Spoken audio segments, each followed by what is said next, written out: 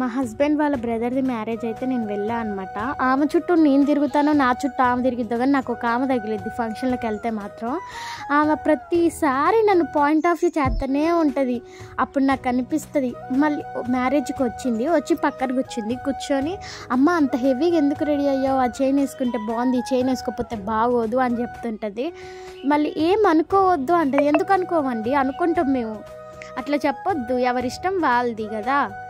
మళ్ళీ నాకు ఆ సెకండ్లో అనిపిస్తుంది, నేను ఆ 5 సెకండ్స్ ఆ ముందు సైలెంట్గా ఉండి అక్కడి నుంచి లెగిసి వెళ్ళిపోయి వేరే చోట కూర్చున్నా. నాకు అప్పుడు అనిపించింది మ్యారేజ్ అయిన తర్వాత ఎంత పేషెన్సీ ఉందో బయటపడ్డది నాలో.